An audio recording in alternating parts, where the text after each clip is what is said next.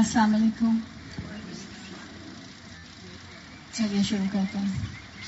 الحمدللہ رب العالمین والصلاة والسلام علی اشرف الانبیاء والمرسلین وعلی آلہ وصحبہ ومن استنى بسنتہ الی یوم الدین. اللہم جعلنا منہم ومن الذین آمنوا وعملوا الصالحات وتواصوا بالحق وتواصوا بالصبر. آمین یا رب العالمین. ثم اما بعد فاعوذ باللہ من الشیطان الرجیم. بسم اللہ الرحمن الرحیم. رب اشرح لی صدری ویسر لی امری واحلل عقدۃ من لسانی یفقہوا قولی. اللہم ثبتنا عند الموت بلا الہ الا اللہ. اے ہمارے اللہ، ہمیں ہماری موت پر کلمہ لا الہ الا اللہ پر ثابت قدم رکھیے. آمین یا رب العالمین. الحمدللہ ہم آج یہاں اپنے لیے ذوالحجہ کے مہینے سے کچھ فائدہ مند چیزیں، کچھ پوائنٹرز لینے کے لیے اکٹھے ہوئے ہیں. یقیناً انسان کو ایک اور نیا سال مل جانا، انسان کی زندگی میں ایک اور ایسا مہینہ آنا جس میں آپ کو عبادت کرنے کے مختلف اینگل ملیں، یہ اللہ کی نعمتوں میں سے ایک بہت بڑی نعمت ہے. حافظ ابن رجب الحنبلی، آپ نے نام سنا ہوگا، کلاسیکل اسکالرز میں ان کا نام آتا ہے. وہ اپنی کتاب میں لکھتے ہیں کہ ایک مسلمان کا اللہ کی دی ہوئی نعمتوں کے اوپر شکر کا اظہار مختلف طرح سے ہو سکتا ہے. ہم جانتے ہیں کہ اللہ تعالیٰ نے کئی مقامات میں قرآن میں ہمیں مختلف نعمتیں مینشن کی ہیں کہ اللہ نے تمہیں آنکھیں دیں، اللہ نے تم کو سماعت دی، اللہ نے تم کو بصارت دی، اللہ نے تم کو دل دیے، افئدہ، انٹلیکٹ دی، لعلکم تشکرون، تاکہ تم شکر ادا کرو. تو شکر ادا کرنے کے کئی اینگل ہوتے ہیں. ابن رجب اپنی کتاب میں لکھتے ہیں کہ اللہ انسان کو جو نعمتیں دیتا ہے، اگر آپ جو نعمتوں سے نعمتوں کو لسٹ ڈاؤن کرنا شروع کریں گے تو آپ کئی چیزیں اپنی لسٹ میں لکھ سکتے ہیں. ابن رجب کہتے ہیں کہ اللہ اپنے بندے کو جو نعمتیں دیتا ہے، اصل میں یہ نعمتیں وسائل المعرفہ ہوتی ہیں. وسائل المعرفہ سے مطلب کیا ہے؟ These are means to reach to Allah سبحانہ و تعالی. یعنی وہ چیز، نعمت وہ چیز ہے جس سے آپ اللہ کو پہچانتے ہیں. اب چاہے وہ آپ کی آنکھیں ہوں، چاہے وہ آپ کے کان ہوں، چاہے وہ آپ کی عقل ہو، یا وہ آپ کی کوئی بھی مٹیریلسٹک نعمت ہو، انسان اپنی ہر نعمت کے ذریعے اصل میں اللہ کو پہچانتا ہے. مثال کے طور پر بعض نعمتیں ایسی ہوتی ہیں جس کا کوئی سبسٹیٹیوٹ نہیں ہوتا ہے.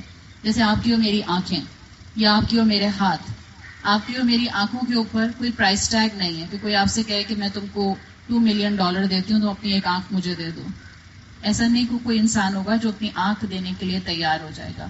تو نعمتوں کا شکر کرنا، نعمتوں کو دیکھنا اور ان کے ذریعے اللہ تک پہنچنا، یہ ہم نے بچپن سے سنا ہے. الحمدللہ ہم نے زبان سے اللہ کا شکر کرنا بھی سیکھا ہے. آپ نے شکر باللسان کا لفظ بھی اکثر سنا ہے، اپنی زبان سے اللہ کا شکر ادا کرنا.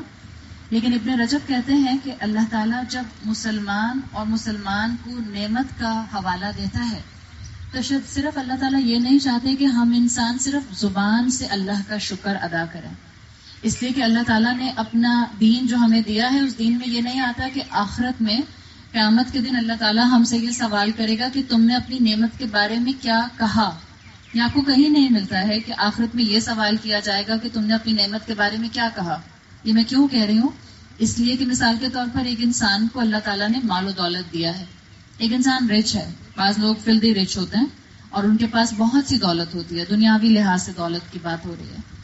اگر کسی انسان کے پاس بہت سی دولت ہے، کسی انسان کے پاس بہت سی عقل ہے، کسی انسان کے پاس اللہ تعالیٰ نے بہت سے ریسورسز دیے ہیں، اور وہ زبان سے کہتا رہتا ہے کہ میرے پاس بہت سے ریسورسز ہیں، یا میں بہت امیر ہوں، یا میں بہت عقل مند ہوں، تو یہ اس کا شکر نہیں ہے.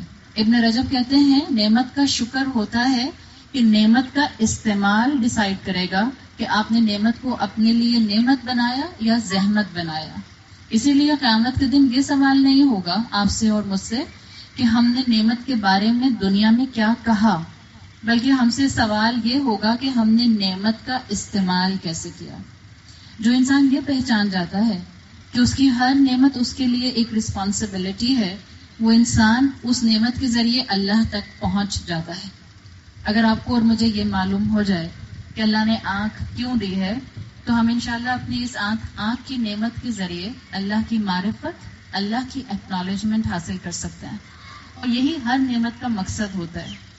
اسی لیے آپ دیکھیں اللہ کے رسول صلی اللہ علیہ وسلم کی حدیث کا مفہوم آتا ہے کہ قیامت کے دن ابن آدم کے قدم اپنی جگہ سے ہل نہیں سکیں گے جب تک کہ وہ اپنی نعمتوں کا جواب نہ دے دے. مثال کے طور پر اس میں آتا ہے جب تک وہ یہ نہ بتا دے کہ اس کو اللہ نے جو عمر دی تھی اس نے وہ کہاں لگائی. ایک انسان کو زندگی ملتی ہے اور اتنی لمبی زندگی ملتی ہے کہ گینیز بک میں اس کا ریکارڈ بن جاتا ہے. یا ظاہری بات ہے 100+ ایج ہوگی، ہو سکتا ہے 110 ایئرز ہو، 120 ایئرز ہو. آپ جانتے ہیں گینیز بک میں اس طرح کے ریکارڈ آتے رہتے ہیں. لیکن وہ انسان جس کو عمر ملی 110 سال یا 120 سال، اور اس نے ان 110 سالوں میں جو کہ نعمت ہے، ان 110 سالوں میں اپنی زندگی کے نعمت کا استعمال ایسے نہیں کیا کہ اللہ تک پہنچ جاتا، تو قیامت کے دن یہ نعمت، یہ عمر، یہ جو سال اتنے دیے گئے تھے، یہ اس کے خلاف گواہی دیں گے. اسی طرح سے اگر اللہ نے وقت دیا ہے، اگر اللہ نے صحت دی ہے، تو یہ اللہ کی نعمت ہے، اور اس نعمت کے استعمال کے بارے میں سوال کیا جائے گا. آپ اور میں سوال کیے جائیں گے کہ ہم سارا دن کہاں تھکے. کیا ہر انسان نہیں تھکتا؟ تھکتا ہر انسان ہے. وقت ہر انسان استعمال اپنا کر لیتا ہے. کچھ بوریت میں وقت گزار دیتے ہیں، کچھ پروڈکٹیو کاموں میں گزار دیتے ہیں، کچھ ایسے کاموں میں گزارتے ہیں جن کو آپ یوز لیس ایکٹیویٹیز کہہ سکتے ہیں، کچھ ایسے کاموں میں وقت گزارتے ہیں کہ جن کا نہ ان کو الٹیمیٹلی کوئی فائدہ ہوتا ہے، نہ انسانیت کو کوئی فائدہ ہوتا ہے. اور کچھ لوگ اپنے وقت کا بھرپور استعمال کرتے ہیں اس طرح سے جس طرح سے ان کے کریٹر نے ان سے کہا ہے. تو تھکتے سب ہیں، کون کہاں تھک رہا ہے، دیٹ کاؤنٹس. اسی لیے آخرت میں پوچھا جائے گا کہ کس نعمت کو کس طرح سے استعمال کیا. ابن رجب ہمیں یہی سمجھانا چاہ رہے ہیں کہ اللہ تعالیٰ نے جو ہمیں نعمتیں دی ہیں، ہمیں ہر نعمت کے ذریعے اللہ کی دی ہوئی اس پہچان کو جان جانا چاہیے جس سے ہمیں پتہ چلے کہ ہم نے اس نعمت کا استعمال کس طرح سے کرنا ہے. الحمدللہ ہم سب کو عقل کی نعمت ملی. اللہ نے ہم کو نہ صرف انٹلیکٹ دی ہے بلکہ اللہ تعالیٰ نے ہمیں ایک صحت مند مائنڈ ورکنگ کنڈیشن میں بھی دیا ہے. یہ اللہ کی بہت بڑی نعمت ہے. اللہ چاہتا ہے کہ مسلمان آج کا اپنی اس نعمت کو بھرپور استعمال کریں. اس لیے کہ جس دور میں آج آپ اور میں سانس لے رہے ہیں، یہ وہ دور ہے جس کے اندر ہر چیز کی لاجک مانگی جاتی ہے. یہ وہ وقت ہے جس کے اندر آپ کو ہر چیز کے بارے میں دلائل سے بات کی جاتی ہے. تو یہ وقت ہے جس میں آپ اور میں اپنی عقل کی نعمت کا بھرپور استعمال کریں. عقل ہم سب کے پاس ہے. ایسی بات نہیں ہے کہ کسی کے پاس عقل ہے اور کسی کے پاس نہیں ہے. عقل سب کے پاس ہے. جو اللہ نے ہمیں یہ برین دیا ہے، اس برین کے اندر یہ کیپیسٹی ہے جس کو اب سائنٹسٹ اور زیادہ بار بار ہم سب کے سامنے حقیقت کو لے کر آ رہے ہیں کہ آپ ذہن کے جس پورشن کو جس ڈائریکشن میں میکسیمائز کرتے ہیں، جس طرح سے استعمال کرنا شروع کرتے ہیں، اس کی ریٹیننگ پاور بڑھتی جاتی ہے. تو عقل کی نعمت ہم سب کے پاس ہے. الٹیمیٹلی اللہ کے سامنے پہنچیں گے تو ہم سے سوال ہوگا کہ ہم نے اس کا کیسے استعمال کیا. آج آپ اور میں الحمدللہ ایک نعمت اپنے پاس رکھتے ہیں، تمام دنیاوی نعمتوں کے ساتھ ساتھ، زندگی کی نعمت کے ساتھ ساتھ، جو نعمت ہے مسلمان ہونے کی. آپ کو اور مجھے اللہ تعالیٰ نے مسلمان بنایا ہے، اور یہ اسلام کی نعمت بہت بڑی نعمت ہے.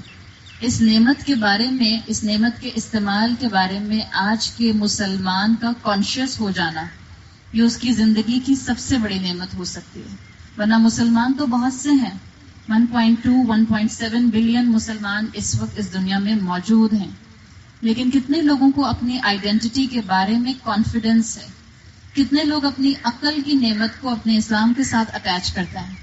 کتنے لوگ صرف اور صرف بیئر منیمم پر مسلمان ہیں، منیمم پر؟ کتنے لوگ صرف اور صرف ٹائٹل کے مسلمان ہیں؟ کتنے لوگ صرف اس لیے مسلمان ہیں کہ بس ایک مسلمان فیملی میں پیدا ہو گئے؟ آج ہمیں ضرورت ہے کہ ہم ایک دوسرے کے ساتھ اس ایکنالجمنٹ کو بڑھائیں کہ جہاں اللہ نے ہمیں زندگی کی نعمت دی ہے، ہم اس کا بھرپور فائدہ اٹھائیں. وہاں جو ہمارے پاس مذہب ہے، جو ہمیں اللہ نے دین دیا ہے، دین اسلام، ہم اس کو پوری عقل کے ساتھ استعمال کریں. ہم اس کو نعمت سمجھیں، اور اس کے لیے ہم اپنے عقل کو اسی ڈائریکشن میں استعمال کریں جس ڈائریکشن میں اللہ نے اس کو بنایا تھا. اس لیے کہ سوال اسی کا ہوگا، کیا میں صرف اسی لیے مسلمان ہوں کہ مجھے مسلمان گھرانے میں پیدا کیا گیا، یا میں کسی مسلمان ملک میں رہتی ہوں، یا میں اس لیے مسلمان ہوں کہ مجھے نہیں پتا میں کیوں مسلمان ہوں. آج آپ باہر نکل کر پوچھیں، بہت سی ایسی یوتھ آپ کو ملے گی، یوتھ نہیں ایڈلٹ بھی ایسے مل جائیں گے جن سے اگر آپ سوال کرتے ہیں کہ آپ کیا ریزننگ دیں گے کہ آپ مسلمان ہیں، تو وہ بالکل اس وقت خاموش ہو جاتے ہیں، ان کے پاس کوئی جواب نہیں ہوتا. اگر آپ سے کوئی نان مسلم سوال کرتا ہے کہ آپ مسلمان کیوں ہیں، تو آپ کے پاس سالڈ ریزننگ ہونی چاہیے. اگر آپ سے کوئی سوال کرتا ہے کہ لا الہ الا اللہ محمد رسول اللہ آپ کے لیے کہنا اہم کیوں ہے، آپ کے پاس سالڈ ریزننگ ہونی چاہیے. اگر کوئی آپ سے یہ سوال کرتا ہے کہ رسول اللہ صلی اللہ علیہ وسلم کو آخری رسول ماننا کیوں ضروری ہے، آپ کے پاس اس کا جواب ہونا چاہیے. اگر کوئی آپ سے یہ سوال کرتا ہے، اس لیے کہ دنیا اس وقت گلوبلائزیشن کے ساتھ ہے، جہاں ایک مسلمان ہے وہاں پوری دنیا اس سے اس وقت پوری معرفت رکھتی ہے، تو آپ سے کسی وقت بھی کہیں پر بھی کوئی سوال پوچھا جا سکتا ہے. کیا پتا وہ سوال کوئی مسلمان پوچھے، کیا پتا کوئی نان مسلم پوچھے. بینگ اے مسلم میرے پاس اس کا جواب ہونا چاہیے. اگر مجھے دنیا میں ہر نئی ہونے والی ڈسکوری کے بارے میں معلوم ہے، ہر انوینشن کی میرے پاس ڈیٹیل آ جاتی ہے، ناسا کہاں تک پہنچ گیا اور ناسا کے سیٹلائٹس کہاں تک کام کر رہے ہیں، یہ میری انفارمیشن میں ہے. پولیٹیکل سینیریو کیسا چل رہا ہے اس کو میں بہت اچھی طرح سے سمجھ سکتی ہوں. تو مجھے یہ بھی معلوم ہونا چاہیے کہ اگر قرآن کو کامل کتاب، کمپریہنسو کتاب، اور اسلام کو ایک کمپریہنسو دین کہا گیا ہے تو کیوں کہا گیا ہے؟ یہ ہے عقل کا درست استعمال. اور اسی لیے اللہ تعالیٰ نے مجھے اور آپ کو دنیا کی زندگی اب تک دی ہوئی ہے، اس لیے کہ اللہ ہم سے کچھ نہ کچھ کام لینا چاہتا ہے. زندگی کی مہلت جس کے پاس ہے اس کے پاس یہ اپرچونٹی موجود ہے کہ وہ اپنی نعمتوں کا درست استعمال کر سکے. اور ہمارا یہاں اکٹھے ہونے کا مقصد بھی یہی ہوتا ہے کہ ہم اپنی عقل کو کچھ صحیح ڈائریکشن دینے کے لیے کوئی ایک دو پوائنٹرز اپنے ساتھ لے کر جا سکیں. تو اللہ نے ہمیں مسلمان بنایا ہے، ریزننگ ہمیں معلوم ہونی چاہیے. اللہ نے ہمیں عقل دی ہے، اس عقل کا درست استعمال ہمیں آنا چاہیے. آج جس دور میں ہم رہتے ہیں اس دور میں ہمارے لیے ریزننگ تلاش کرنا، علم حاصل کرنے کے بعد اس کو عمل میں لانا مشکل نہیں ہے. اچھی بات ہے زبان اللہ کا شکر ادا کرتی رہے، اچھی بات ہے زبان تسبیح کرتی رہے، بہت اچھی بات ہے کہ اللہ کا ذکر جو ہے وہ کانسٹنٹلی آپ کی زبان پر اور آپ کے دل پر جاری رہے. لیکن اٹس اے ہائی ٹائم کہ اپنی اسپرچویلٹی کے ساتھ اپنے انٹلیکچوئل پاور کو بھی اسلام کے ساتھ اٹیچ کریں. جب تک آپ اور میں یہ نہیں کریں گے، ہمارے اندر جو اس وقت ڈاؤٹس اور کنفیوژنز ہیں وہ شاید ہمارے اندر بہت بڑی ایک دراڑ پیدا کریں گے، ایک کریک پیدا کریں گے، جس کے بعد ہم اپنی آنے والی جنریشن کے اندر اسلام کی وہ خوبیاں نہیں دیکھ سکیں گے جو اس وقت ٹوٹی پھوٹی ہی صحیح آپ کو آج کی امت میں نظر آ رہی ہیں. اور ہم یہ دیکھ رہے ہیں آج جو شکوک اور شبہات اسلام کے لیے ہیں، آج جس طرح سے اسلام کے بارے میں آپ کو بہت اوپنلی اسلام بیشنگ ملتی ہے، آج سے 30 سال پہلے لوگوں کی زبانیں ایسے نہیں چلتی تھیں. نان مسلمز بولتے تھے، خود مسلمان نہیں بولتے تھے. لیکن آج مسلمان خود اتنے شکوک کا شکار ہیں، اتنا زیادہ اس اسلام کی نعمت سے دور ہیں، اس کو نعمت نہیں سمجھتے ہیں. اور پھر اس کے بعد ہمارے اندر وہ کانفیڈنس نہیں ہے.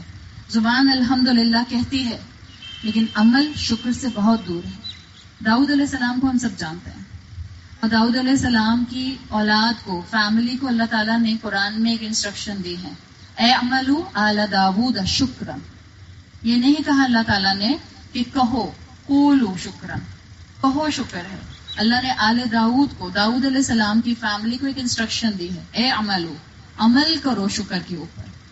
اگر شکر پر عمل ہوتا ہے تو انسان کو اپنی نعمت لگتی ہے. اگر شکر پر عمل ہوتا ہے تو نعمت اللہ کے خلاف استعمال نہیں ہوتی، پھر چاہے وہ آنکھیں ہوں، چاہے وہ ہاتھ ہوں، چاہے وہ کان ہوں، چاہے وہ انٹلیکٹ ہو، یا وہ ہمارا 5 فٹ کا پورا جسم ہو. تو اپنی ہر نعمت کو اللہ کے راستے پر استعمال کرنا، یہی مقصد ہوتا ہے اس طرح کی سٹنگز کا. ذکر الحمدللہ ہم سب کرتے ہیں، اس لیے کہ میرا ایمان ہے کہ جو انسان اس طرح کی ٹاکس میں آ کر بیٹھ جاتا ہے اس کی زبان اللہ کا ذکر کرتی ہے. اور ہمیں الحمدللہ ذی الحج کے پوائنٹ آف ویو سے یہ دونوں اینگل بہت اسٹرانگلی ملتا ہے. ذی الحج کا مہینہ امپورٹنٹ اس لیے بھی ہے کہ ذی الحج کا مہینہ ابراہیم علیہ السلام سے کنیکٹڈ ہے. اور جب آپ ابراہیم علیہ السلام سے اس کو کنیکٹ کرتی ہیں تو ابراہیم علیہ السلام میں جہاں آپ کو اسپرچویلٹی نظر آتی ہے وہاں ابراہیم علیہ السلام کی پرسنالٹی کے ساتھ لاجک اٹیچڈ، انٹلیکٹ کا استعمال اٹیچ ہے. ایمان کے اوپر سٹینڈ لینا اٹیچ ہے. اس لیے یہ بہترین ٹائم ہے کہ ہم جہاں ذی الحج کے مہینے میں اسپرچولیٹی کو گین کرنے کی کوشش کر رہے ہیں اور ہم اللہ سے دعا کر رہے ہیں کہ اللہ تعالیٰ ہمیں نیکیاں کرنے والا بنائے، وہاں بہت ضروری ہے کہ ہم ابراہیم علیہ السلام کی اس لیگیسی کو بھی زندہ کریں کہ انہوں نے اپنی عقل کو اسلام کے ساتھ اٹیچ کیا، انہوں نے اپنی عقل کو توحید کے ساتھ اٹیچ کیا، انہوں نے اپنی انٹلیکٹ کے ذریعے اللہ کو پہچانا. وہ سب سے زیادہ لاجک شو کرنے والے نبی آپ کو قرآن میں نظر آئیں گے. اور اگر آپ نے اپنے ٹین ایج بچوں کو اسلام کی طرف لانا ہے تو ابراہیم علیہ السلام سے بہتر کوئی نبی نہیں ہو سکتا جس سے آپ بات کو شروع کریں. اس لیے کہ سمپل وے میں انہوں نے اپنے معاشرے میں وہ سوال ریز کیے تھے جو آج بھی ایک ٹین ایجر اس معاشرے کے اندر بہت سی ان چیزوں کو دیکھ کر ریز کر سکتا ہے جو اسلام کے خلاف ہیں. اس مہینے کے اوپر بات کرنے کا مقصد یہی تھا کہ ہم ان دونوں اینگلز کو ریوائیو کریں کہ ہم اپنی انٹلیکٹ کی نعمت کو اللہ کے راستے میں کیسے استعمال کریں. ابراہیم علیہ السلام ہمارے لیے رول ماڈل کیسے ہیں اور ہم ابراہیم علیہ السلام کی ہی پرسنالٹی سے اس اسپرچولیٹی کو کیسے زندہ کر سکتے ہیں ان مہینوں کے چند دنوں کے اندر کہ وہ ہماری زندگی کا کسی حد تک حصہ بن جائے. اب دیکھیں اللہ تعالیٰ نے آپ کو اور مجھے الحمدللہ اسلام کی نعمت دی، عقل کی نعمت دی اور ایک قرآن کی نعمت دی جس میں انبیاء کے قصے انٹیکٹ ہیں، احادیث ہمارے پاس موجود ہیں جس سے ہمیں کانسٹنٹ انسپریشنز ملتی رہتے ہیں. تب ہمیں یہ دیکھنا ہے کہ ہم کس طرح سے اپنی نعمتوں پر شکر کریں، کس طرح سے اپنی یوتھ کو جو کہ شکوک کا شکار ہو رہی ہے، کس طرح سے اپنے انٹیلیجنسیا کو جو دین کے بارے میں سننے کو تیار نہیں ہے، کون سی وزڈم سے ہم ان کو یہ دین بتانا اور سکھانا اور سنانا شروع کریں تاکہ امت کے طور پر ہم کھڑے ہو سکیں. ابراہیم علیہ السلام کا صرف اور صرف نام سن کر ہمیں حج کرنا یاد نہ آئے بلکہ ابراہیم علیہ السلام کا نام سن کر ہمیں دین پر سٹینڈ لینے کی بھی اسٹرینتھ ملے. اس کمبینیشن کو اس وقت اس عوام کے اندر، اس امت کے اندر، اس نئی جنریشن کے اندر بہت زیادہ پروپیگیٹ کرنے کی ضرورت ہے. ابراہیم علیہ السلام کو اگر آپ سنتے ہیں تو آپ کو اندازہ ہوتا ہے کہ ابراہیم علیہ السلام وہ واحد شخصیت ہیں جن کو اللہ کے رسول صلی اللہ علیہ وسلم کے لیے رول ماڈل بنایا گیا ہے. قرآن میں آپ سے کہا گیا کہ ابراہیم علیہ السلام کے لیے رسول اللہ کی ذات میں نمونہ ہے، یعنی رسول اللہ کے لیڈر، ان کے لیے رول ماڈل ابراہیم علیہ السلام کو بنایا گیا اور رسول اللہ صلی اللہ علیہ وسلم کو ہمارے لیے رول ماڈل بنایا گیا. آج جب انسان نے نعمتوں کا شکر کرنا چھوڑ دیا، کون سا شکر؟ کہ نعمت کو اللہ کے راستے میں استعمال کرتا، نعمت کو اسی طرح استعمال کرتا جس نے اس کو نعمت دی تھی. جب ہم نے یہ چھوڑ دیا تو اس وقت جنرلی ہیومینٹی ناشکری کے اندر ہے. جب ہم نے ناشکری اڈاپٹ کی تو ڈپریشن نے ہم سب انسانوں کو اس وقت انویلپ کیا ہوا ہے. کہا جاتا ہے کہ 2040 تک جو سب سے بڑی بیماری ہوگی جس سے انسانوں کی ڈیتھس ہوں گی، اموات ہوں گی، وہ کینسر نہیں ہوگا، وہ ڈپریشن ہوگا. بائی دا ٹائم 2040 ول کم. اس وقت بھی جو WHO کی رپورٹ آئی ہے ایک رف ایسٹیمیشن کے مطابق 25% عورتیں دنیا کی ڈپریشن کا شکار ہیں. عورتوں میں ڈپریشن زیادہ ہے. اس کی کئی وجوہات ہیں. ظاہری بات ہے میرا ٹاپک ڈپریشن نہیں ہے، لیکن اگر ہم اپنے ہی ٹاپک سے اس کو کنیکٹ کریں تو یاد رکھیں ڈپریشن کی ایک بہت بڑی وجہ پراپر ویژن نہ ہونا اور ناشکری آ جانا. These are 2 main reason. اس کے علاوہ کئی ریزن اور ہو سکتے ہیں لیکن یہ وہ 2 مین ریزن ہیں جو ہمارے ٹاپک سے کنیکٹڈ ہیں اور پھر وہ دوسری طرف ڈپریشن سے کنیکٹڈ ہیں.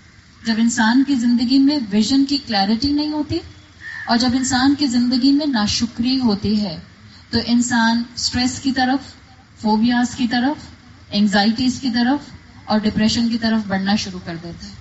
اپنی نعمتوں کو نعمت جانیں اور نعمت کو ویسا ہی استعمال کریں جیسا کہ نعمت دینے والے نے آپ کو اور مجھے سکھایا ہے.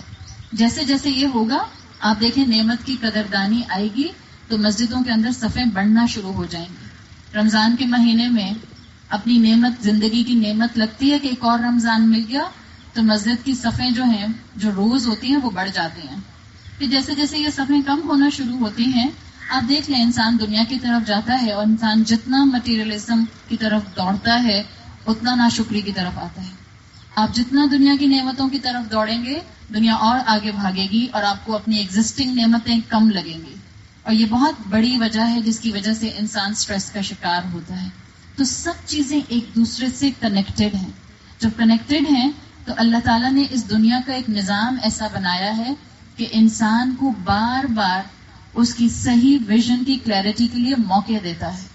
اسی لیے اللہ تعالیٰ نے ہم ساری چیزوں کو ایک طرف رکھ دیا. اور اگر ہم صرف 2 عیدوں پر فوکس کر لیں جو اللہ نے ہمیں ایز اے سیلیبریشنل ایونٹس دیے ہیں، یہ ہر سال 2 ایونٹس آتے ہیں.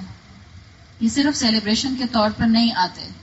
عید ایسا ایونٹ ہے جو یقیناً سیلیبریشن لے کر آتا ہے، لیکن عید اسپرچل ریالٹی کو ریوائیو کرنے کے لیے بھی آتا ہے.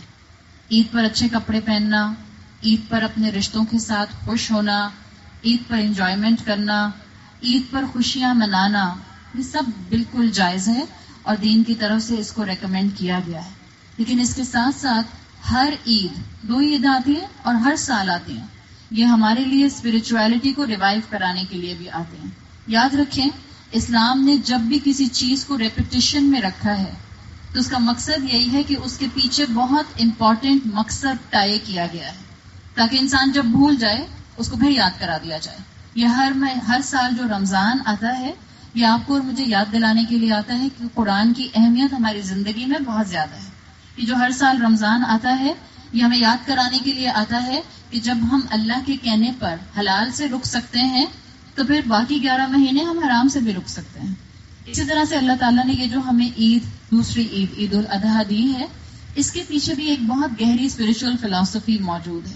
خوشیاں منائیں، یقیناً قربانی کیجیے، اپنے رشتوں کے ساتھ انجوائے کیجیے.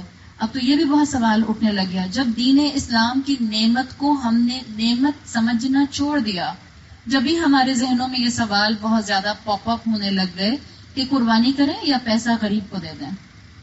حالانکہ یہ سوال کچھ اٹھنا نہیں چاہیے تھا.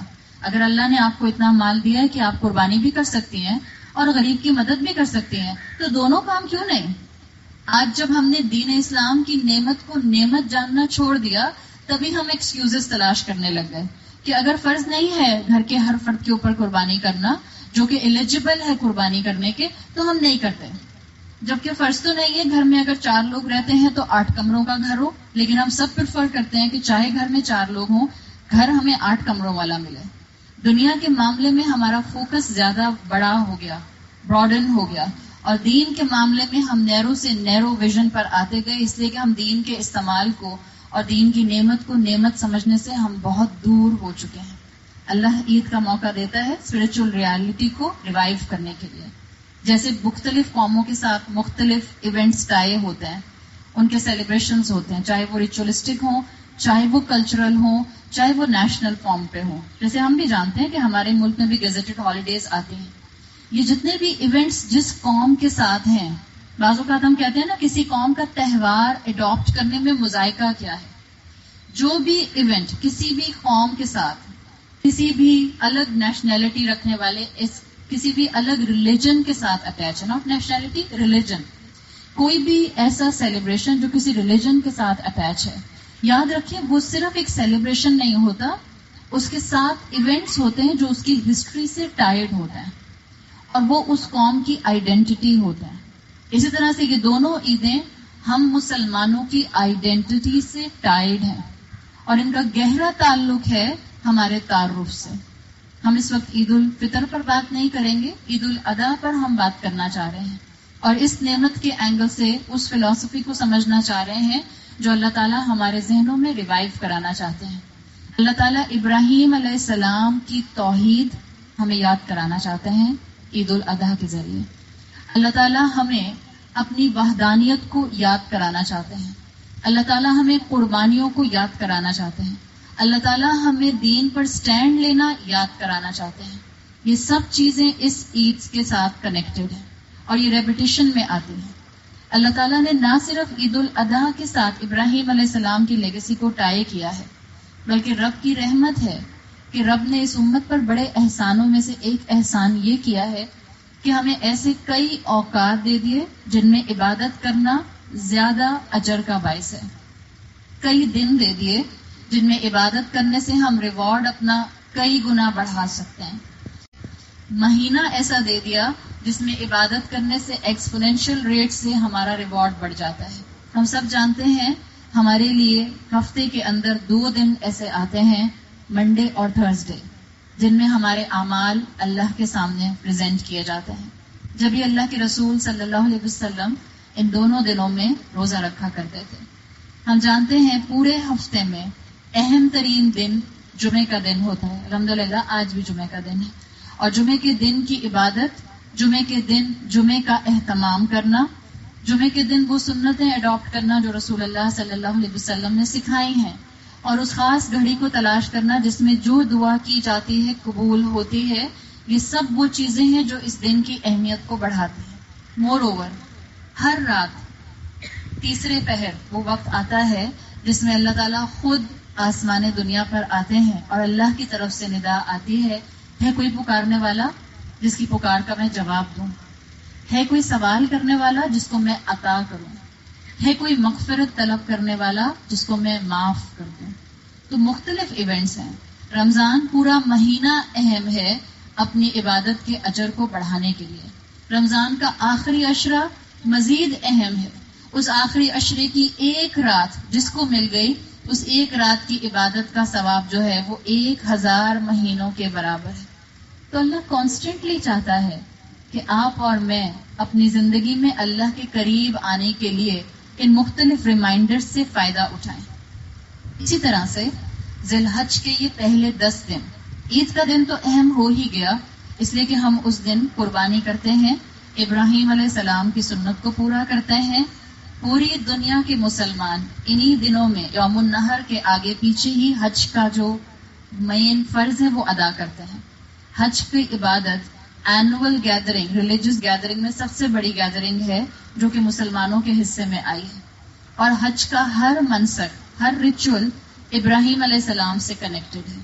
تو جہاں حج کی عبادت کی اہمیت ہے، جہاں عید کے دن کی اہمیت ہے، جہاں ابراہیم علیہ السلام کی لیگیسی کو زندہ کرنے کی اہمیت ہے، وہاں ذی الحج کے یہ شروع کے 9 دن، پہلی ذی الحج سے لے کر 9 ذی الحج تک، یہ بہت اہمیت کے حامل ہیں عبادت کے پوائنٹ آف ویو سے.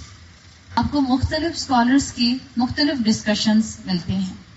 ایک چیز میں یہاں پن پوائنٹ کر دوں، جہاں قربانی کا مسئلہ آئے گا آنے والے دنوں میں آپ کے سامنے، جہاں اور کوئی ایسی بات آئے گی جہاں آپ کو ایک عمل کے اوپر 2 اوپینینز ملیں گے. اس وقت دین معاشرے میں عام ہو رہا ہے اللہ کی رحمت سے، اور اسلام ڈیوائیڈڈ ہے اس وقت 4 اسکول آف تھاٹس میں.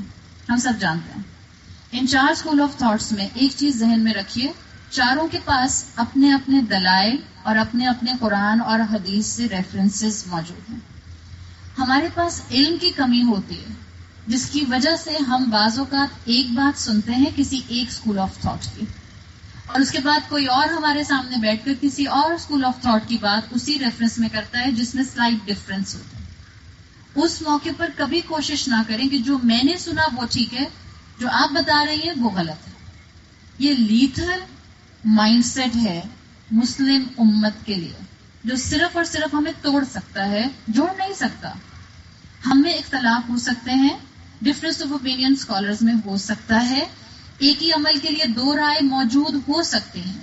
آپ کے لیے سمپل کیا ہے، یا تو علم حاصل کیجئے چاروں اسکول آف تھاٹس کا. نہیں علم حاصل کر سکتے تو جو آپ کے علم میں کسی اسکالر کی بات آ جائے اس کے ساتھ آپ کو قرآن اور حدیث کا ریفرنس مل جائے، بسم اللہ کیجئے اور عمل کیجئے.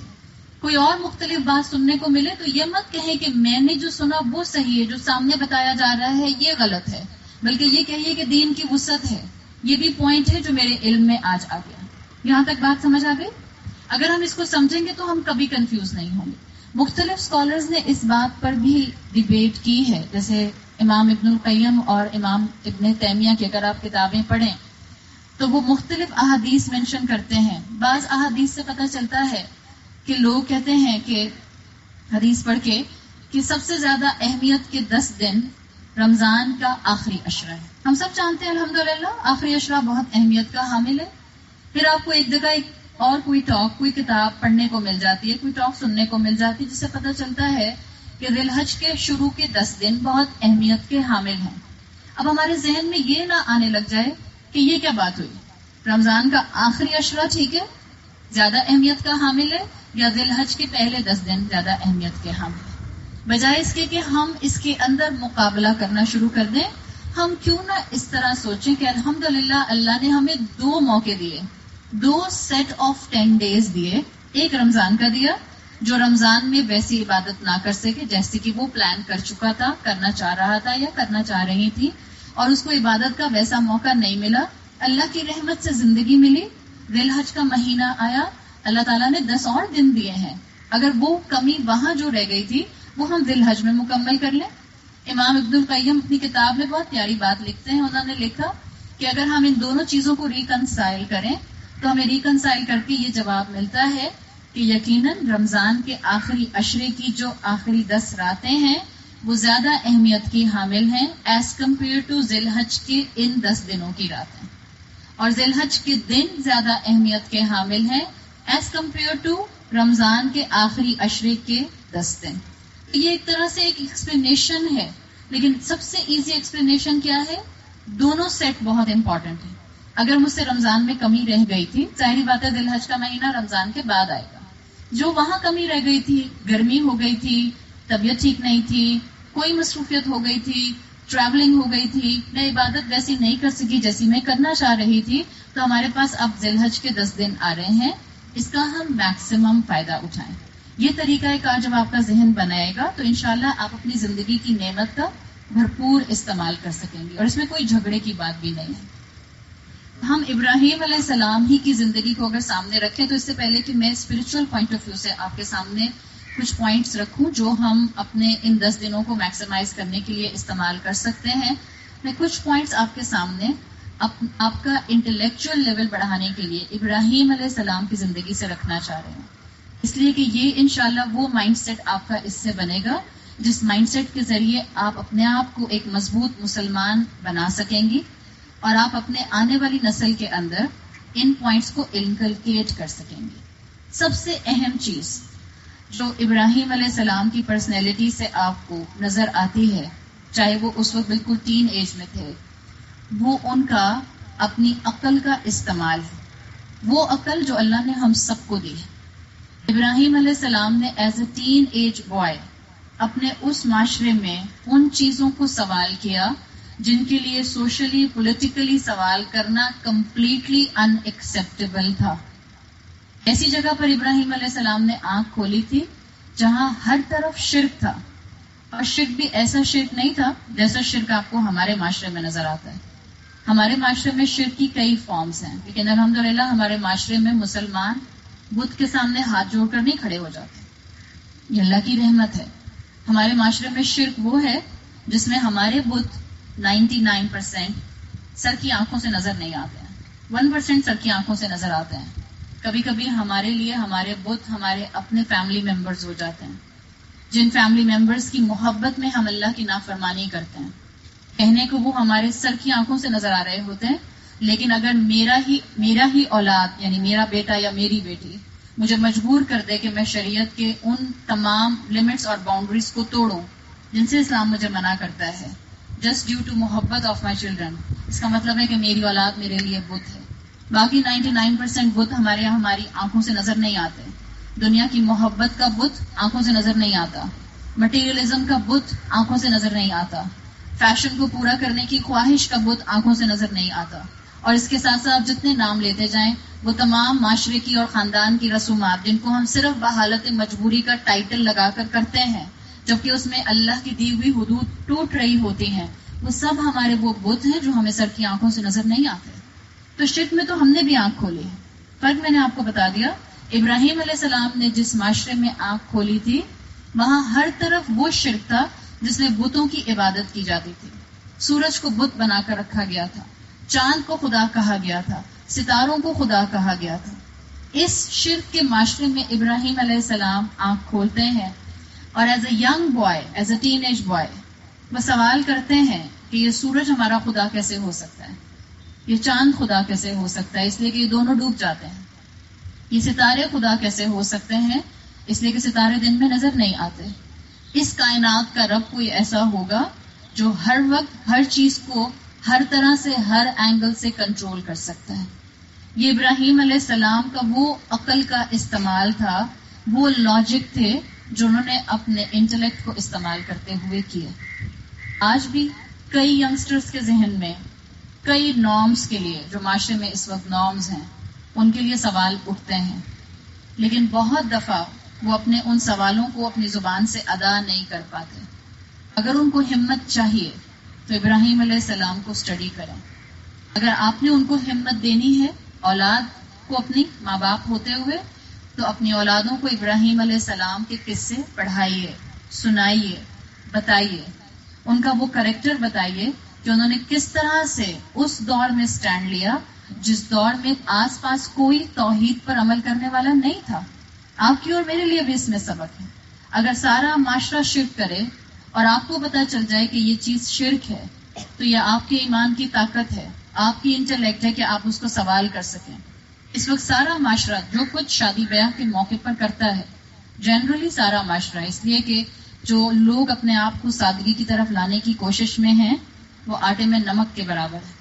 اس وقت وہ بچیاں جو کہ ہائی اسکول میں یا یونیورسٹیز میں پڑھتی ہیں، وہ بچے جو یونیورسٹیز میں پڑھتے ہیں، وہ خواتین جو کارپوریٹ انوائرمنٹ میں کام کرتی ہیں، ان کے اندر اس وقت کتنے گٹس ہیں کہ وہ سٹینڈ لے سکیں کہ مجھے اپنی ریلیجس فریڈم ملنی چاہیے، اپنی پڑھائی کے ساتھ ساتھ اپنے جاب اور اپنے پروفیشنل کریئر کے ساتھ ساتھ.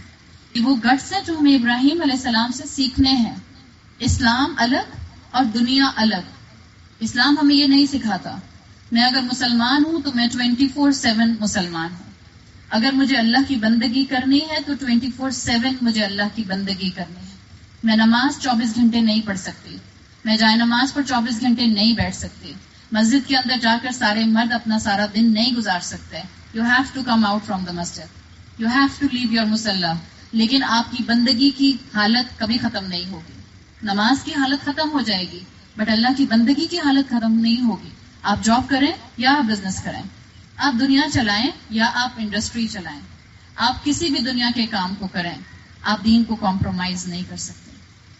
اور جس جگہ دین کمپرومائز ہوتا ہے، لرن فرام ابراہیم علیہ السلام. Then you have to speak. جب ابراہیم علیہ السلام اپنے ذہن میں سوال کرتے رہے، ان کا جواب یہاں ملا، اس جگہ تک ملا کہ یہ خدا نہیں ہو سکتے. یہ بت جن کے سامنے ہم ہاتھ جوڑ کر کھڑے ہو جاتے ہیں، جو اپنا بچاؤ بھی نہیں کر سکتے، جو نہ سنتے ہیں اور نہ دیکھتے ہیں، جن کو اگر انہوں نے کلہاڑے سے توڑ دیا تو کوئی ایک دوسرے کی مدد نہیں کر سکا، تو یہ ہمارے خدا نہیں ہو سکتے. جب یہاں تک وہ اس کنکلوژن پر اپنی عقل کے ذریعے اللہ کی رحمت سے پہنچ گئے تو خاموش نہیں رہے، بولے. اور پھر بولے کیسے؟ ابراہیم علیہ السلام سے انٹلیکچولی ایک مسلمان کو اپنی زندگی میں سیکھنے کے لیے ایک بہت اہم چیز ملتی ہے. وہ یہ کہ بہت ادب کے ساتھ بات کی.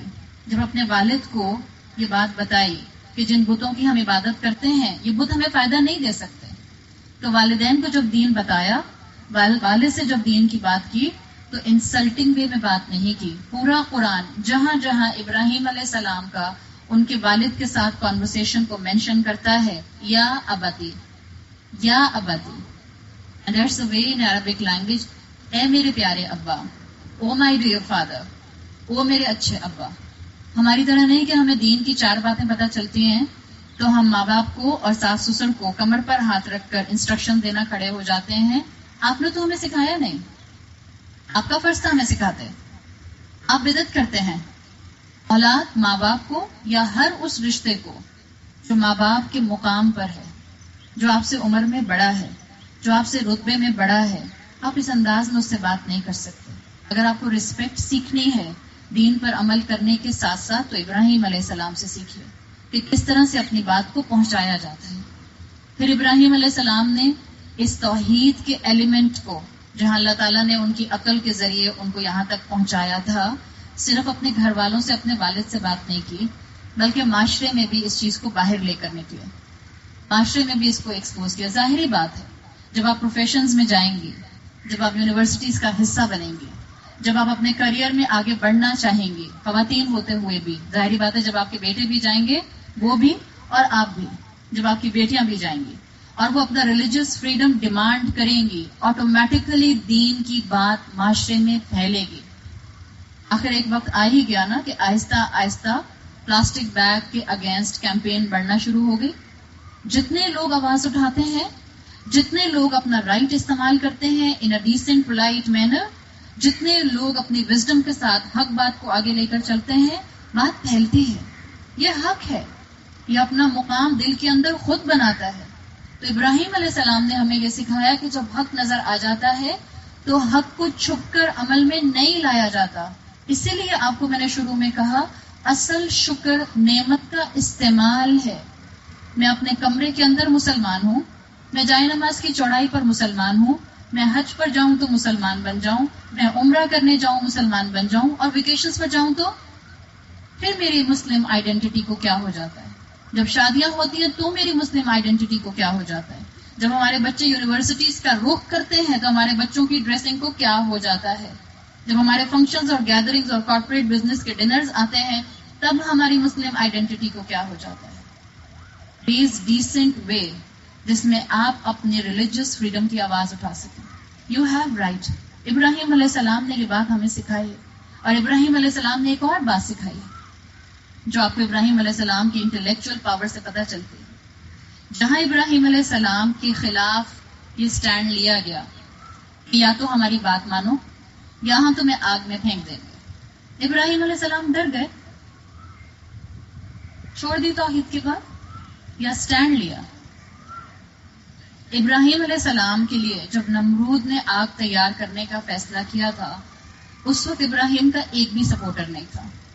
جب آپ ابراہیم علیہ السلام کی ہسٹری پڑھتے ہیں، ابراہیم علیہ السلام کے اپنے والد نمرود کے ساتھ تھے، بلکہ کہا جاتا ہے کہ وہ جو کمرہ نما ایک آگ دہکائی جا رہی تھی، ابراہیم علیہ السلام کے والد بھی اس میں پارٹیسپینٹ تھے.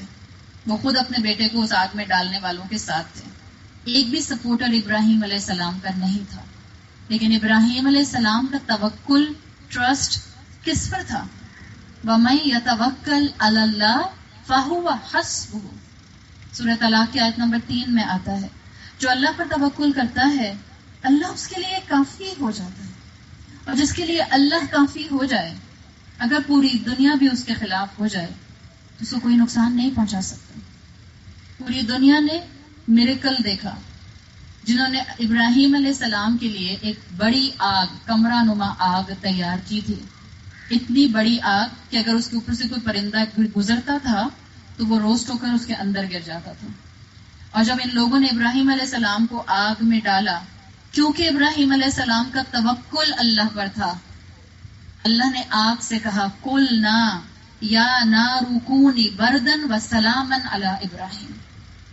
اللہ نے کہا ہم نے آگ کو حکم دیا ٹھنڈی ہو جاؤ اور سلامتی بن جاؤ ابراہیم علیہ السلام کے لیے. آج ہم کہتے ہیں ہم 4 لوگ معاشرے میں، ہم 2 لوگ خاندان میں، میں اکیلے خاندان میں، میں ایک تنہا اپنے آفس میں، میں ایک اکیلی اپنی کلاس میں کیسے سٹینڈ لے سکتی ہوں؟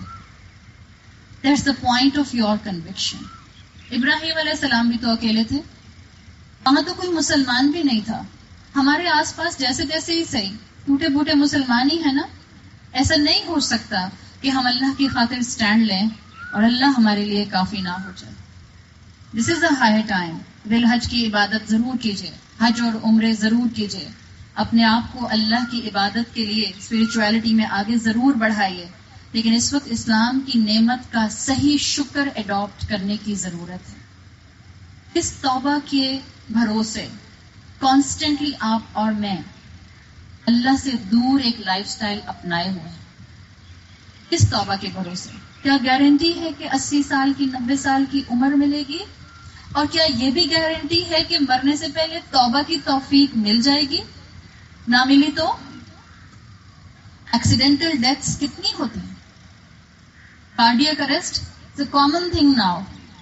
پہلے تو ایک ہارٹ اٹیک ہوتا تھا تو انسان کو ہوتا تھا، تیسرا ہوگا تو پھر جائیں گے اللہ کے پاس. اب تو کارڈیاک اریسٹ ہوتا ہے جس کی کوئی ہسٹری نہیں ہے، کوئی ہارٹ پیشنٹ نہیں ہے، بیٹھے بیٹھے کارڈیاک اریسٹ. تو کس توبہ کی گارنٹی میں آج آپ اور میں اسلام کے عمل سے دور ہیں؟ سیکھنا ہے ابراہیم علیہ السلام سے. ابراہیم علیہ السلام نے اکیلے سٹینڈ لیا. ابراہیم علیہ السلام نے نارمز کو چیلنج کیا. ابراہیم علیہ السلام کو اس کی فکر نہیں تھی کہ میں سوشلی اپنی سوسائٹی میں ایکسیپٹ ہو رہا ہوں یا نہیں ہو رہا ہوں. ہم اپنے آپ کو دیکھیں، ہماری چوائسز، ہماری ہابیز، ہمارا اٹھنا بیٹھنا، ہمارا گھروں کے اندر سیلیبریشنز کرنا، ہمارا رشتے نبھانا، ہمارا اولاد کے لیے اسکول اور یونیورسٹیز اور کالجز ڈیسائیڈ کرنا، یہ سب ہمیں کون ڈکٹیٹ کرتا ہے؟ اسلام یا معاشرہ؟ ہم سب جانتے ہیں. آپ کو اور مجھے ایک دوسرے کو بتانے کی ضرورت نہیں ہے. اگر یہ سارے ڈیسیژنز ہم اسلام کی روشنی میں لیتے ہیں تو ہماری توحید خالص ہے.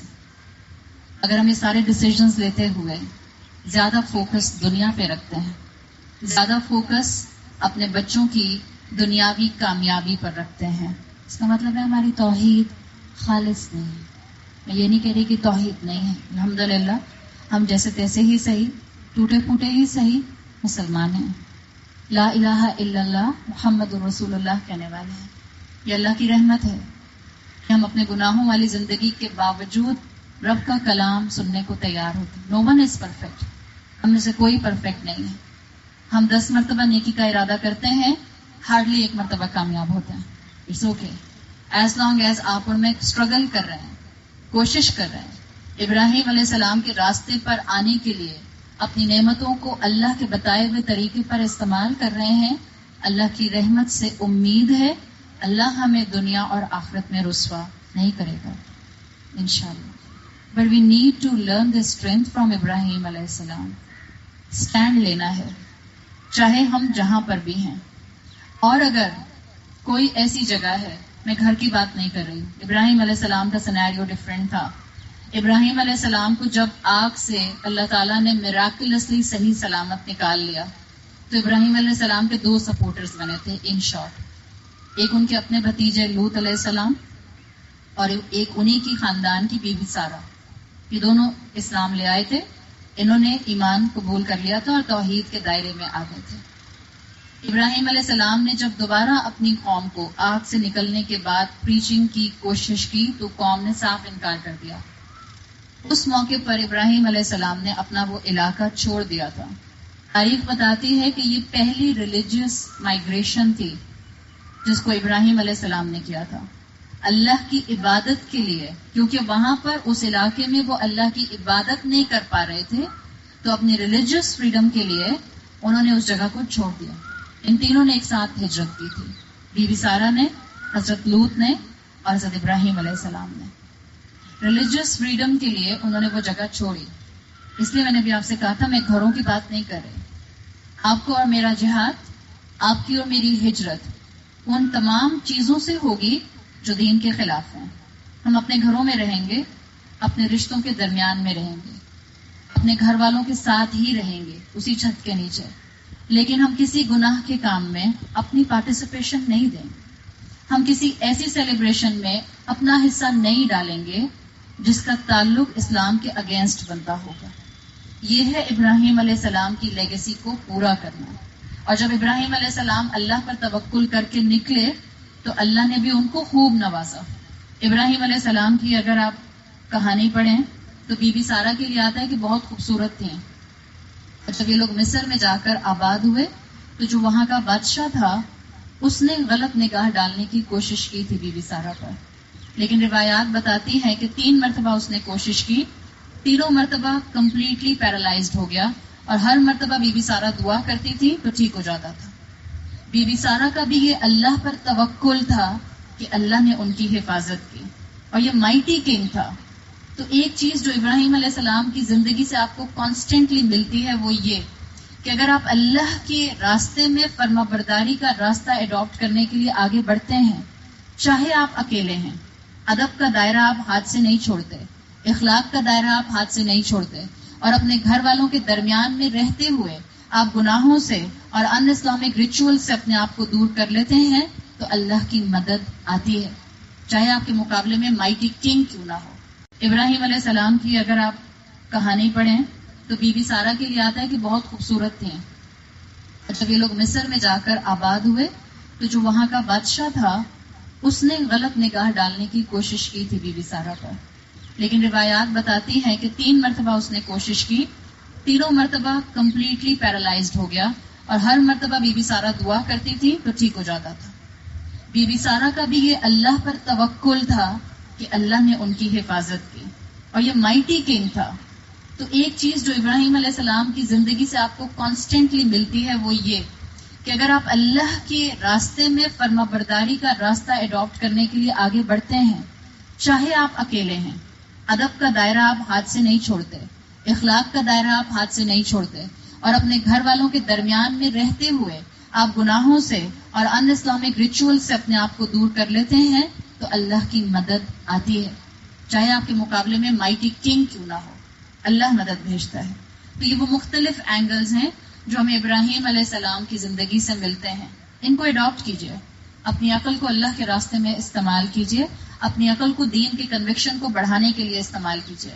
آپ میں سے جو جہاں پر ہے، گھروں میں آپ ہاؤس وائف ہیں، آپ اسکول جاتی ہیں، آپ کالج جاتے ہیں، آپ یونیورسٹی جاتے ہیں، یا آپ کہیں جاب کرتی ہیں یا بزنس کرتی ہیں، اٹس اے ہائر ٹائم کہ آپ کا اسلام آپ کے 5 فٹ کے جسم پر نظر آئے، آپ کے اخلاق اور معاملات میں نظر آئے، آپ کی زندگی کی چوائسز میں نظر آئے، آپ کی توحید آپ کے اوپر پرومیننٹ ہو. یہ ہے ابراہیم علیہ السلام کی لیگیسی.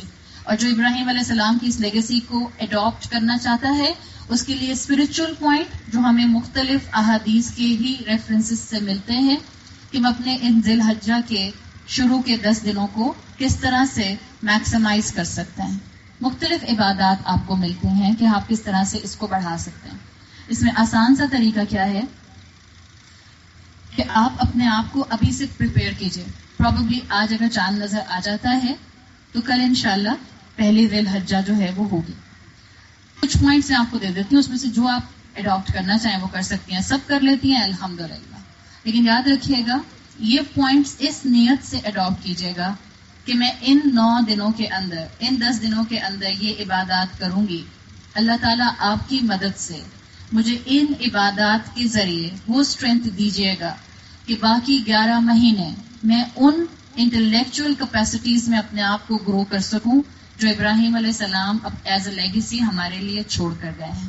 جب آپ اس نیت سے عبادت کرتے ہیں تو عبادت آپ کے ایمان کو بھی بڑھاتی ہے اور عبادت آپ کی بندگی کو بھی بڑھاتی ہے.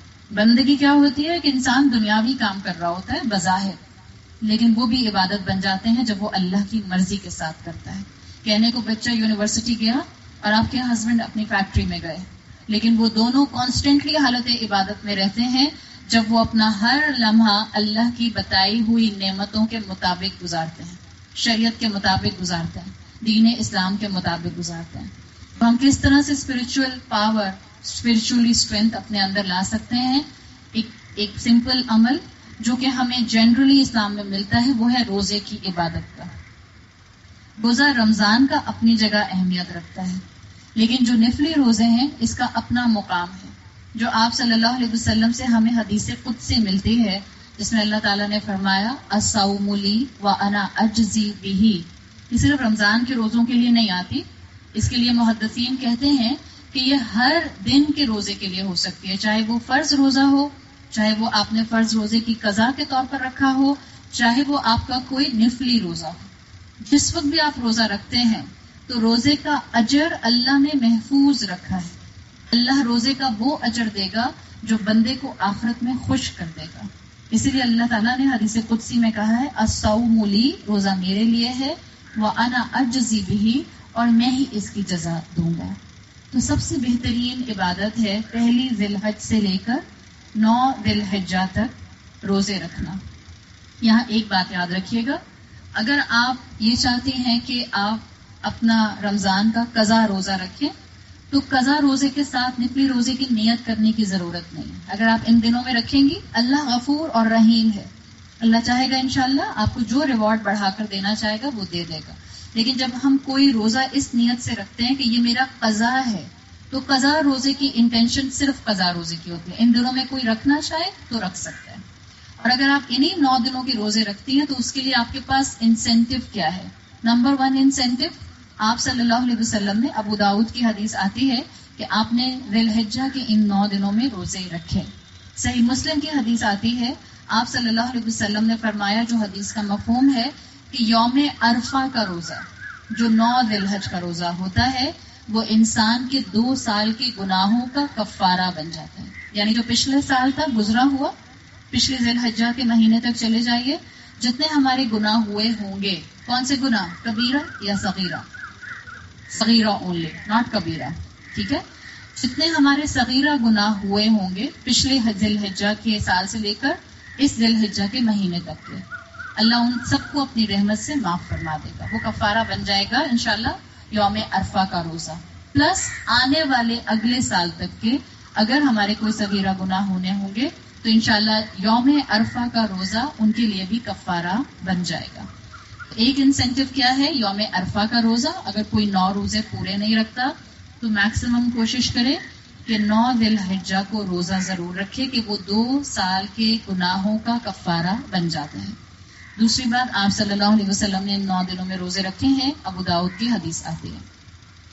تیسرا incentive is a general incentive to keep roza in any part of the year. آپ صلی اللہ علیہ وسلم کی حدیث کا مفہوم آتا ہے کہ جب انسان اللہ کی رضا کے لیے روزہ رکھتا ہے تو اللہ اس انسان کا چہرہ 70 سال جہنم کی آگ سے دور کر دیتا ہے. یعنی جس نے ایک روزہ رکھا اس کا چہرہ، ظاہر بات ہے چہرہ الگ ہوگا، آپ کا چہرہ دور ہوگا تو آپ کا پورا جسم آگ سے دور ہو جائے گا.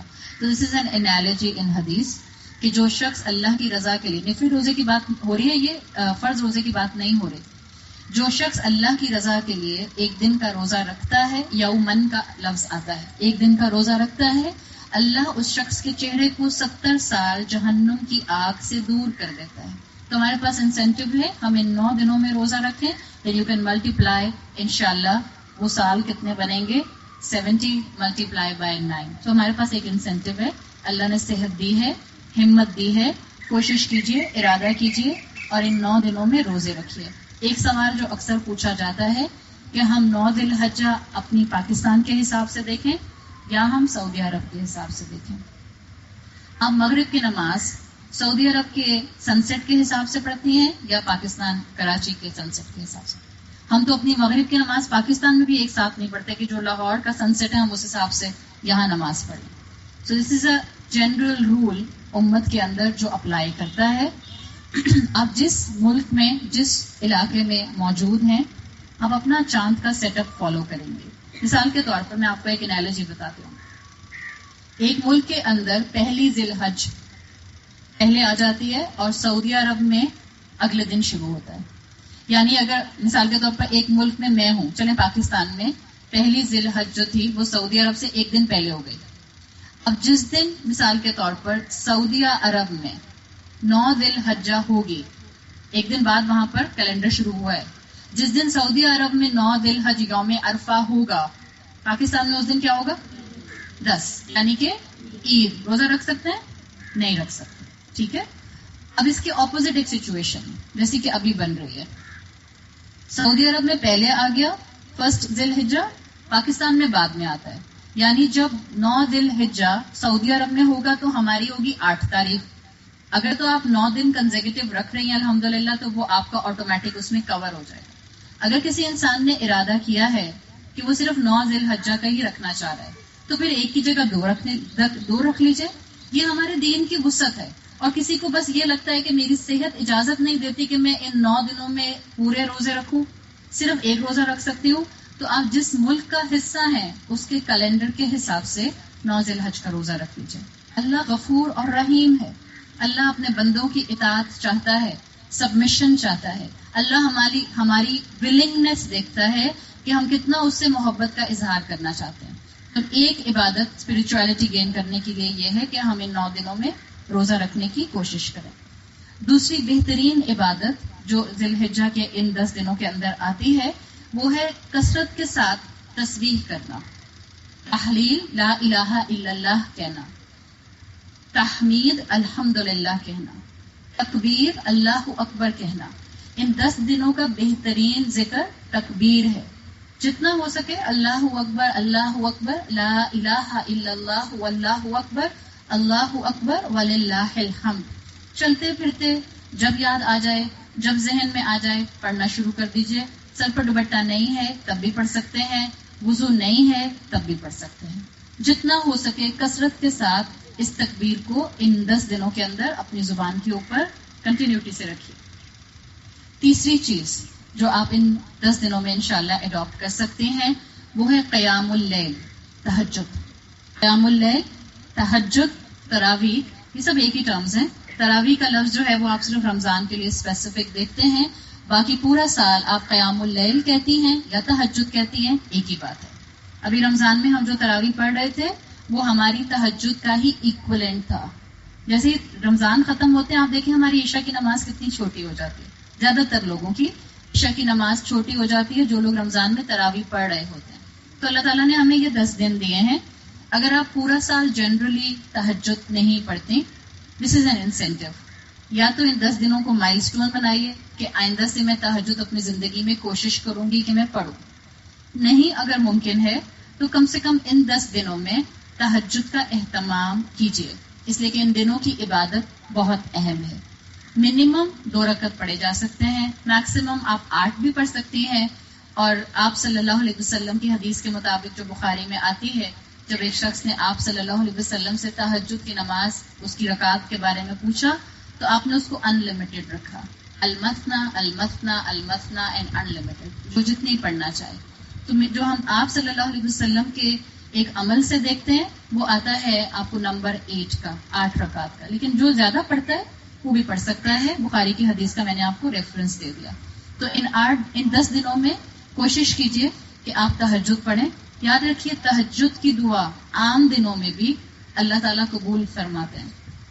ڈپینڈ کرتا ہے آپ نے کتنا آنکھیں کھول کے اور کانشیسنیس کے ساتھ مانگی ہے. ڈپینڈ کرتا ہے آپ نے کتنی چاہت سے مانگی ہے. ڈپینڈ کرتا ہے آپ کتنا محسوس کر رہی ہیں کہ اس وقت میں اللہ پہلے آسمان کے اوپر آ جاتا ہے.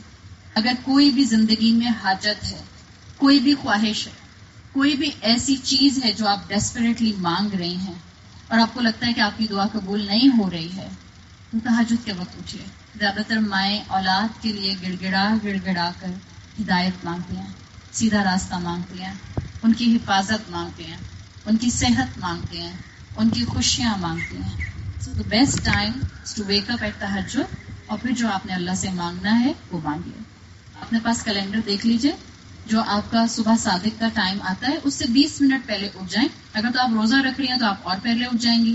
اگر آپ روزہ نہیں رکھ رہی ہیں تو 20-25 منٹ پہلے اٹھیے، وضو کیجئے، 2 رکعت پڑھیے اور پھر اللہ سے خوب بات کیجئے، خوب اللہ سے مانگیے. تو قیام اللیل کیجئے ان 10 دنوں کے اندر. 3 چیزیں ہو گئی. چوتھی چیز انشاءاللہ ان 10 دنوں کے اندر کثرت کے ساتھ صدقہ کیجیے. صدقہ میں وہ والا صدقہ نہیں کہہ رہی اس وقت کہ جس میں آپ نے اپنے مسلمان بہن کو، بھائی کو مسکرا کر دیکھا تو وہ بھی صدقہ ہے. میں اس وقت اس کی بات نہیں کر رہی. مال کا صدقہ کیجیے. کوئی اپنا اماؤنٹ فکس کر لیجیے اور روز تھوڑا تھوڑا اماؤنٹ جو ہے وہ اگر آپ دینا چاہتی ہیں تو کسی وائٹ کالر، کسی اچھی فیملی جو کہ آپ کے سامنے ہاتھ نہیں پھیلاتی، یا اس کو دیجیے، یا کسی ضرورت مند کو آپ جانتی ہیں اس کو دیجیے، یا آپ کے اپنے گھروں میں کام کرنے والے لوگ ہیں آپ ان کی مدد کرنا چاہتی ہیں، روز تھوڑا اماؤنٹ دیجیے. روز نہیں دینا چاہتی آپ ایک ساتھ بھی کسی کی مدد کر سکتی ہیں. ورنہ کسی آرگنائزیشن سے کانٹیکٹ کر لیجیے جو لوگ راشن جینوئن جگہ پر پہنچاتے ہیں. آپ ان سے راشن کا بھی جو سپلائی کرنے کا معاملہ ہے وہ ڈیسائیڈ کر کے ان دنوں میں کثرت سے صدقہ کر سکتی ہیں. اس لیے کہ آپ صلی اللہ علیہ وسلم کی کئی احادیث آتی ہیں جس سے پتہ چلتا ہے کہ ان دنوں میں نیکیاں اللہ کو خاص محبوب ہیں. یہاں تک کہ آپ صلی اللہ علیہ وسلم کی حدیث کے مفہوم کے مطابق جہاد سے بھی زیادہ اللہ کو اس وقت اپنے بندے کی نیکیاں محبوب ہیں. تو کثرت سے صدقہ کیجیے. اگلا پوائنٹ، اپنے اندر ایک طاقت، انرجی یہاں سے گین کر کے جائیے. ارادہ کیجیے، دعا مانگیے کہ اللہ تعالیٰ مجھے ان 10 دنوں میں اگر غصہ آئے، جو کہ آئے گا، تو میں اس غصے کو بہت زیادہ ایکسپریس نہ کروں. غصہ آنا برا نہیں ہوتا، اٹس نیچرل. ہم انسان ہیں. کوئی انسان ہمیں پریشان کرے گا تو ہمیں غصہ آئے گا. کوئی انسان ہماری مرضی کے مطابق فیصلہ نہیں کرے گا تو غصہ آئے گا. بچے آپ کو تنگ کریں گے تو غصہ آئے گا. There can be any XYZ reason. تو یہ کہنا کہ اللہ مجھے غصہ نہ آئے، it's very impractical approach. Allah سے دعا مانگیے، اللہ تعالیٰ ان 10 دنوں میں اپنی تربیت، اپنی گرومنگ، اپنا تزکیہ کرنا چاہتی ہوں. مجھے طاقت دیجیے کہ میں اپنے غصے کو کنٹرول کر سکوں.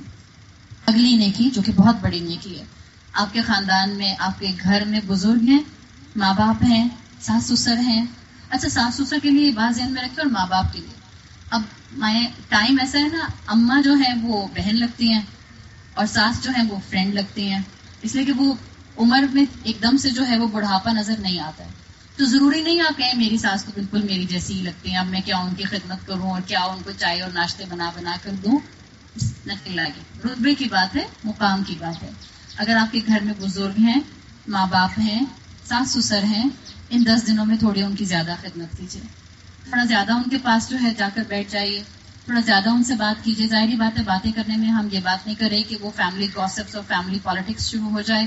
اچھی باتیں کیجیے، ان کے پاؤں دبائیے، ان کا ہاتھ پکڑیے، کوئی کتاب اچھی لے کر چلی جائیے کہ یہ میں آپ کو پڑھ کر سناؤں. اگر ان کی دوا کا ٹائم ہے اور ان کو آپ نے نرس رکھی ہوئی ہے تو نرس سے کہیے میں دیتی ہوں ان کو دوا، اپنے ہاتھ سے گلاس دیجیے. یہ وہ چھوٹی چھوٹی چیزیں ہیں، یہ وہ چھوٹی چھوٹی سافٹ سکلز ہیں جو آپ کے ذریعے کسی انسان کو اسلام کی خوبصورتی دکھا سکتے ہیں. یہ وہ چھوٹی چھوٹی چیزیں ہیں جس سے آپ کسی انسان کے دل میں گھر کر سکتے ہیں. بعض اوقات ہمیں کیا لگتا ہے کسی کو بہت اماؤنٹ دے کر ہم اس کے دل میں جگہ بنا سکتے ہیں. ایک مسکراہٹ، آپ کا جینوئن خلوص کے ساتھ اس کے ساتھ ملنا، آپ کا اس سے محبت کا اظہار اس کے دل میں آپ کے لیے جگہ بنا دے گا. تو پلیز ان 10 دنوں میں تھوڑی ایکسٹرا والدین کی، اپنے والدین کی بھی اور شوہر کے والدین کی بھی خدمت کرنے کی کوشش کیجیے. ان 10 دنوں کے اندر ہی 10واں دن قربانی کا دن آتا ہے جو عید الاضحیٰ کا مین عمل ہے، سنت ابراہیمی ہے. اس کے لیے ایک بات ذہن میں رکھیے، آپ کو اگین دونوں باتیں ملتی ہیں. اس وقت آپ کو ابھی 10 دن میں اور میسیجز فلوٹ ہوتے ہوئے ملیں گے. اگین ایک اسکول آف تھاٹ ایک چیز کو مینشن کرتا ہے، ایک اسکول آف تھاٹ ایک چیز کو مینشن کرتا ہے. پچھلے کئی دنوں سے میرے پاس ایک ہی جیسا میسیج بار بار آ رہا ہے اور اس میں دلیل کے ساتھ اللہ کے رسول صلی اللہ علیہ وسلم کا عمل بتایا جاتا ہے کہ آپ صلی اللہ علیہ وسلم نے ایک ہی مینڈا کیا جو آپ نے اپنی طرف سے، اپنی ایگزسٹنگ ازواج کی طرف سے، ان تمام اپنے مرحومین کی طرف سے کیا جو کہ دنیا سے جا چکے تھے، اور ایک ہی مینڈا آپ نے کیا. اسی لیے اسکالرز کہتے ہیں کہ ضروری نہیں ہے کہ ایک ہی چھت کے نیچے رہنے والے جو ہیں وہ سب یہ الگ الگ قربانی کریں چاہے وہ ایلیجیبل ہوں، بلکہ اگر والد صرف قربانی کر لیتے ہیں، چاہے اولاد پیوبرٹی پر ہے، چاہے اولاد کماتی ہے، تو وہ چاہے تو نہ کرے. صحیح. دوسری طرف آپ کو اوپینین ملتی ہے کہ جو ایلیجیبل ہے، جو کر سکتا ہے، پیوبرٹی کراس کر چکا ہے، وہ اپنی قربانی کرے. دس از این انسینٹو. ابھی میں نے آپ کے سامنے گھر کی مثال دی تھی. ہم گھر کے 4 لوگ ہوتے ہیں، مگر اگر ہمیں آپشن دیا جائے کہ آپ کو 8 کمروں کا گھر دیا جا رہا ہے، آپ اس کو چھوڑ دیں گی؟ نہیں ہم تو 4 لوگ ہیں، 2 کمروں کا گھر کافی ہے. آپ فوراً اڈاپٹ کریں گے، آپ اس کو گراسپ کرتے ہیں. رسول اللہ صلی اللہ علیہ وسلم کا فائنینشیل سٹیٹس جانتے ہیں؟ مدینہ میں بھی وہ جو ہم اکثر سنتے ہیں کہ آپ صلی اللہ علیہ وسلم مدینہ میں ایک موقع پر لیٹے ہوئے تھے جب حضرت عمر رضی اللہ عنہ ان کے پاس آئے. دوپہر کا وقت تھا اور جب آپ صلی اللہ علیہ وسلم اٹھ کر بیٹھے تو آپ کی کمر پر، اس لیے کہ آپ نے کرتا نہیں پہنا ہوا تھا، کرتا اتارا ہوا تھا گرمی کی وجہ سے، آپ کی کمر پر چٹائی کا پورا پیٹرن بنا ہوا تھا. یہ آپ صلی اللہ علیہ وسلم کا فائنینشیل سٹیٹس سمجھانے کے لیے کافی ہے. حضرت عائشہ رضی اللہ عنہا مدینہ کے دور میں بتاتی ہیں، اس لیے کہ آپ کی رخصتی مدینہ کے دور میں آ کے ہوئی. وہ کہتی ہیں کہ کئی دن تک ہمارے گھر میں صرف 2 کالی چیزوں کے علاوہ کچھ نہیں ہوتا تھا.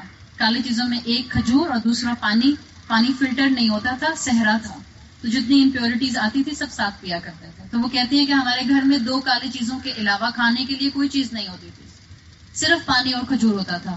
دس از دا فائنینشیل سچویشن آف رسول اللہ صلی اللہ علیہ وسلم. آپ نے کبھی زکوٰۃ نہیں دی بیکاز آپ کے پاس سال بھر کبھی اتنا مال اکٹھا نہیں ہوا. لیکن ابن عمر کہتے ہیں آپ صلی اللہ علیہ وسلم نے 10 سال لگاتار مدینہ کے دور میں قربانی کی ہے. یہ آپ کی سنت ہے. اور ہم جو بڑے بڑے گھروں میں رہتے ہیں، ہم جن کے پاس بینک بیلنس ہے، ہم جن کے پاس اپنے گھر کے ساتھ ساتھ ریئل اسٹیٹ ہے، ہم جن کے پاس اس ریئل اسٹیٹ کے ساتھ ساتھ سٹاک ہے، ہمارے پاس جہاں جیولری ہے، وہاں ہم اس حدیث کو سن کے اور اس پوائنٹ آف ویو کو فک کے سن کے یہ کہہ دیں کہ ایک باپ کی قربانی کافی ہے. یہ ہمارا اپنا اللہ اور اسلام اور شریعت سے محبت کا لیول بتا رہا ہے کہ ہم ایکسکیوز کی تلاش میں ہوتے ہیں کہ ہماری عبادت اور قربانی سے جان چھوٹ جائے. دس از یور میٹر. ہاں ٹھیک ہے، کوئی نہیں کرتا، جو انسان افورڈ نہیں کر سکتا. ایسے بھی لوگ ہیں ہمارے ہی شہر کے اندر جہاں پر اس وقت لوگوں کے لیے گائے کا ایک حصہ بھی افورڈ کرنا آسان نہیں ہے. تو ظاہری بات ہے وہاں اگر ایک والد کر لیتے ہیں، یہ وسعت، یہ آسانی دین کی ان کے لیے ہے، آپ کی اور میرے جیسے لوگوں کے لیے نہیں ہے. جن کو اللہ نے نعمتیں گن گن کر نہیں دی. ہمیں اللہ نے ناپ ناپ کر رزق نہیں دیا. ہمیں نہیں معلوم ہوتا کہ ہمارے کچن میں کتنے مہینے کا سامان رکھا ہوا ہے, ہمارے فریزر میں کتنے مہینے کا سامان رکھا ہوا ہے. تو جب اللہ کو دینے کی بات آتی ہے تو ہم کیوں ایکسکیوزز تلاش کرتے ہیں, ہم کیوں رزق کو ناپنے لگ جاتے ہیں. تو قربانی سنت ابراہیمی ہے, قربانی رسول اللہ صلی اللہ علیہ وسلم کی سنت ہے. ایک اور اینگل میں بتا دوں, اس لیے کہ یہ بھی سوال اکثر پوچھا جاتا ہے. آپ صلی اللہ علیہ وسلم نے الگ سے اپنے کسی مرحوم کے لیے قربانی نہیں کی. جو قربانی آپ نے خود کی اسی میں آپ نے اپنے مرحومین کے ثواب کو شامل کیا. لیکن ہمبلی اسکول آف تھاٹ میں اس کی اجازت دی جاتی ہے کہ اگر آپ اپنے والد کی طرف سے, والدہ کی طرف سے جو دنیا سے جا چکے ہیں, فار اینی ڈیزیز جو دنیا میں موجود نہیں ہے, کوئی بھی مرحومین میں سے آپ اس کے لیے اگر قربانی الگ سے بکرا کرنا چاہیں تو آپ کر سکتے ہیں. یہ میں نے آپ کو دونوں رائے بتا دی ہیں. جو قربانی آپ کر رہے ہیں آپ اسی کے اندر اپنے مرحومین کے ثواب کو شامل کر سکتی ہیں. یہ رسول اللہ کا عمل ہے. آپ نے اپنی زوجہ حضرت خدیجہ رضی اللہ عنہا کے لیے الگ سے قربانی نہیں کی, اسی قربانی میں آپ کے ثواب کو شامل کیا. آپ یہ بھی کر سکتی ہیں. ہمبلی اسکول آف تھاٹ کے اسکالر اس حدیث کو سامنے رکھتے ہوئے کہ جو صدقہ بھی کیا جاتا ہے وہ صدقہ انسان کے اپنے عمل کو بھی, اور اگر اولاد والدین کی طرف سے کرتی ہے تو والدین کے اجر تک بھی اس چیز کو پہنچایا جاتا ہے. اس اینگل سے اجازت دیتے ہیں کہ اگر آپ مرحومین کی طرف سے الگ قربانی کرنا چاہیں تو آپ بکرا کر سکتے ہیں. صحیح. تو 10 ذی الحجہ کا اہم عمل قربانی کا ہے. اپنے آپ کو ہم بے وقوف بنانے سے بچیں, اپنی اپنی نیتوں کو صاف رکھیں, اور اللہ تعالیٰ نے دین کی جو وسعت دی ہے ہم اس کو اپنی نعمتوں کے مطابق استعمال کریں. اینڈ فائنل تھنگ جو ان 10 دنوں میں کثرت کے ساتھ کرنے کی ضرورت ہے, زبان کو اور عمل کو اللہ کے شکر سے اٹیچ کیجیے. اللہ نے ایک اور موقع دیا ہے ان 10 دنوں سے بینیفٹ میکسیمم ارن کرنے کا. اللہ نے زندگی دی ہے معافی مانگنے کی. زبان سے کثرت سے معافی مانگیے, توبہ کیجیے اللہ سے. شکر کے اندر یہ ایلیمنٹ شامل ہے کہ میں اللہ سے اپنی زبان سے توبہ کروں کہ اللہ میرے پچھلے تمام گناہوں پر مجھے معاف کر دیجیے. اور ایک اسی توبہ کے اندر اور شکر کے اندر اپنے آپ سے ایک کمٹمنٹ کیجیے. کوئی ایک گناہ جو آپ کی زندگی میں شامل ہے, آپ انشاءاللہ اللہ سے مدد مانگتے ہوئے, میں بہت چھوٹا سا ٹارگیٹ دے رہی ہوں, ایک گناہ. آپ ایک گناہ جو آپ کی زندگی کا حصہ ہے ایز اے لائف سٹائل, آپ اس کو چھوڑیں گے اللہ سے مدد مانگتے ہوئے. اور آپ ایک نیکی جو آپ کے فرائض میں سے اگر چھوٹی ہوئی ہے تو فرائض میں سے, اور اگر فرائض آپ کے مکمل ہیں الحمدللہ تو کوئی ایک نیکی as a lifestyle adopt کیجیے. یہ آپ کے شکر کا انشاءاللہ پریکٹیکل مینیفیسٹیشن ہوگا. اللہ تعالیٰ ہمیں اسپرچولی ابراہیم علیہ السلام کی لیگیسی کو اڈاپٹ کرنے کی توفیق عطا فرمائے. اللہ تعالیٰ ہمارے لیے ان 10 دنوں میں بہترین عبادت کا موقع فراہم کرے. اللہ ہمارے ذہنوں کی نعمت کو ہمیں بہترین طریقے سے اسلام کو اپلفٹ کرنے کے لیے اور اسلام کو اپنی پریکٹس میں لانے کے لیے استعمال کرنے کی توفیق عطا فرمائے. سبحانک اللہم و بحمدک نشہد ان لا الہ الا انت نستغفرک و نتوب الیک. جزاک اللہ خیرا. السلام علیکم ورحمۃ اللہ وبرکاتہ.